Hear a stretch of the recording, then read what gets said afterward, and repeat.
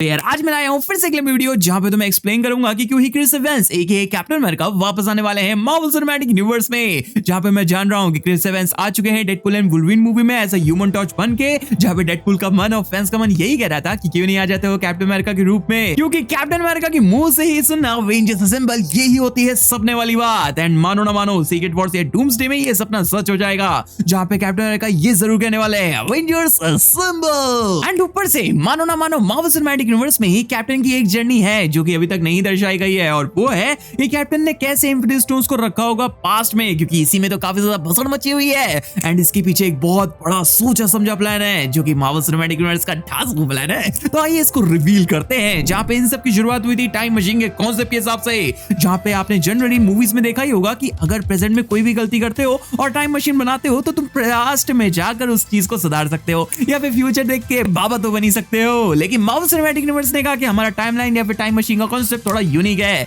वो कहता है कि अगर तुमसे प्रेजेंट में कोई भी गलती हो जाती है एंड अगर तुमने टाइम मशीन बना भी ली है और उससे पास्ट में जा रहे हो तो बच्चे बालिके सावधान, तुम पास्ट में जाकर भी उस चीज को नहीं सुधार सकते। एंड अगर तुमने पास्ट में खुजली कर भी दी है, मतलब सब कुछ सुधार भी दिया, तो तुम्हारा पास्ट तो सही हो जाएगा लेकिन प्रेजेंट वैसे का वैसे ही रहेगा। तो इसी लॉजिक को समझकर अपने एवेंजर्स भाई लोग ने क्या किया कि वो पास्ट में गए, वहां से इन्फिनिटी स्टोन्स को अपने प्रेजेंट टाइमलाइन में लेकर आए एंड फिर मचा दी चुटकी एंड फिर इन्हीं स्टोन्स को दे दिया अपने कैप्टन को जिम्मेदारी कि भैया जम जाओ टाइम के पीछे, उन सबको रख के वापस से आ जाओ। लेकिन कैप्टन ने कहा ऐसे कैसे, मैं भी जा रहा हूँ टाइम के पीछे क्योंकि मैं भी तो आया हूँ फ्यूचर में। लेकिन यार यहीं से तो आ जाते हैं खूब सारे क्वेश्चंस, क्योंकि यार ये सब कुछ जो हो रहा है ना वो सेकंड टाइमलाइन के कॉन्सेप्ट के अनुसार ही हो रहा है। क्योंकि अगर तुम याद हो तो Avenger end game second timeline के कॉन्सेप्ट के अंडर ही हुई है, जिसको क्रिएट किया गया है कैंग द कॉन्करर के द्वारा। और सेकंड टाइमलाइन का कॉन्सेप्ट ये कहता है कि अगर एक सिंगल टाइमलाइन में डबल टाइमलाइन आ जाती है तो उस दूसरी वाली टाइमलाइन को मिटा दिया जाएगा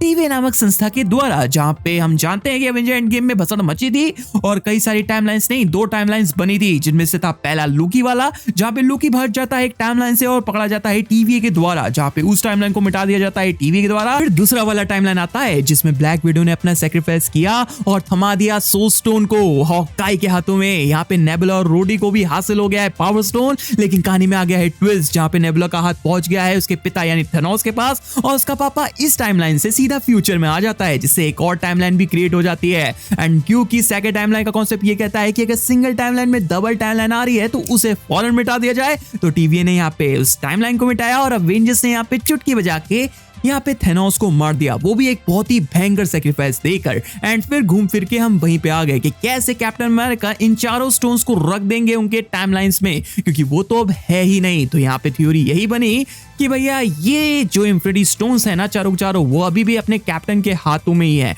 एंड उनमें से एक टाइम स्टोन की मदद से ही कैप्टन ने अपनी टूटी हुई शील्ड को पूरा किया और उसे थमा दिया सैम के हाथों। एंड जब एंड गेम वाली भसड़ मच गई, ये खत्म हो गई, तब उन्होंने बुढ़े वाले कैप्टन अमेरिका रिवील हुए और उन्होंने सब कुछ बताया अवेंजर्स को कि उनके पास अभी भी इन्फिनिटी स्टोन्स रखे हुए हैं। एंड क्योंकि यहाँ पे कैप्टन अमेरिका इन्फिनिटी स्टोन्स के बारे में काफी कुछ जान चुके हैं, तो इस बात को समझकर शील्ड ने क्या किया होगा कि उन्होंने कहा होगा कि कैप्टन अमेरिका तुम अभी भाग लो चांद पर इन्फिनिटी स्टोन्स के सहित और अब उन पे करो एक्सपेरिमेंट। वाह, जो जो तुमको बताया वो हमारे एजेंट्स को बताओ या फिर हमारे साइंटिस्ट को बताओ, वो सब छिड़म छेड़ी करेंगे एंड फिर इसका फ्यूचर में इस्तेमाल करेंगे।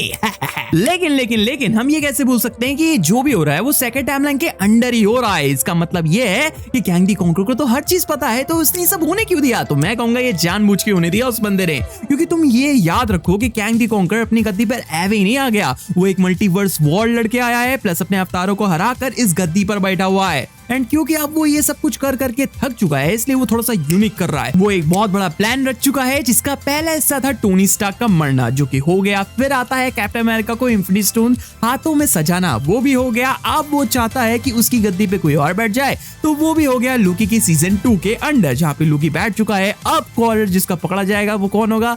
लूकी का। कौन उठाएगा? डॉक्टर डूम्बा। वो उसको मारेगा जन्म जन्म और ये आपस में एकदम घिचट बिचट करके साले मर जाएंगे। और यही होता है कैंग का मास्टर प्लान, फिर वो आएगा अपने अवतारों को हराएगा और आराम से गद्दी बढ़ेगा वाले की तरह। लेकिन यहाँ पे भी कहानी में ट्विस्ट आ चुका है क्योंकि मार्वल सिनेमैटिक यूनिवर्स ने कहा है कि वो सीक्रेट वॉर्स के बाद एक सॉफ्ट रिबूट चाहते हैं जिसमें बताया जा रहा है कि उसके बाद की जिंदगी कुछ ऐसी होगी कि एक प्राइम अर्थ होगी एंड इस प्राइम अर्थ में मार्वल सिनेमैटिक यूनिवर्स में अभी तक की जितने भी उनके पास राइट्स हैं उन सबके ओजी विलेंस, ओजी सुपर हीरोज वापस आने वाले हैं और उनकी मेमोरी कुछ ऐसी होने वाली है कि यहीं पे हम जिए थे, हम यहीं पे मरेंगे और हम सारे भाई बंधु एक साथ रहे हैं, जिंदगी भर रहेंगे। और क्योंकि अगर यहाँ पे कैंग आता है और वो सोच रहा था सब कुछ आसान होगा, तो अब उसके लिए सब कुछ थोड़ा मुश्किल हो जाएगा। जहां पे अगर मार्वल चाहे तो कैंग को एक प्रॉपर एंडिंग प्रोवाइड कर सकता है इस सॉफ्ट रिबूट के बाद भी, और चाहे तो सॉफ्ट रिबूट से पहले भी लूकी की सीजन 3 में एंडिंग दे सकता है। लेकिन अभी भी हम आते हैं अपने बैक टू सीक्रेट वॉर्स में, जहां पे अब ये माना जा रहा है कि शायद क्रिस एवंस एके कैप्टन अमेरिका जब आएंगे अपने कैप्टन अमेरिका वाले रूप में, बुढ़े वाले रूप में, तो वो शायद इंफिनिटी स्टोन्स का यूज ना करें बल्कि इस इंफिनिटी स्टोन्स को दे दें किंग थेनोस को, क्योंकि ऐसा बोला जा रहा है कि डूम्सडे में ही काफी ज्यादा यूनिवर्स मिटने वाली है और तो और सीक्रेट वॉर्स में हमें एक बैटल वर्ल्ड दिखने वाला है जिसमें अपना किंग थेनोस की भी एक यूनिवर्स मिट चुकी है और वो भी आ चुका है बैटल वर्ल्ड में और वो चाहता है डॉक्टर डूम से एक फाइट। एंड क्या हो जाएगी कैप्टन अमेरिका जो कि चांद पर है इंफिनिटी स्टोन्स के साथ, वो फैंटास्टिक फोर को मिल जाए और फैंटास्टिक फोर उसे भी लाइफ पार्ट में रख दें और फिर जो 5-6 साल बाद की कहानी दिखाई जाएगी सीक्रेट वॉर्स के अंदर, जहां पे वो सब बाहर निकल के आ गए हैं और अब लड़ने की तैयारी में लगने ही वाले हैं डॉक्टर डूम से। और यहाँ पे वो किंग थेनोस से मिलेंगे जहां पे किंग थेनोस कहेगा कि ये चीज तुम मुझे दे दो और डॉक्टर डूम की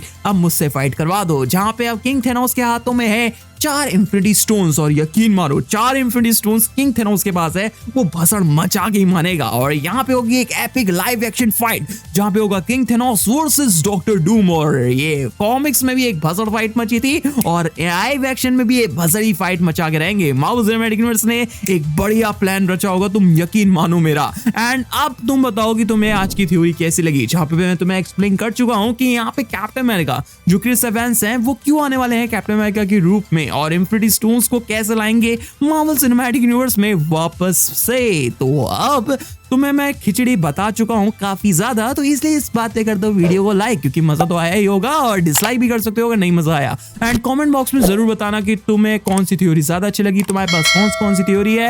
एंड अगर पर्सनल टॉक करना चाहते हो इंस्टाग्राम पे फॉलो करो। एंड हाँ यार, देखते रहिए शान एक्सप्लेन।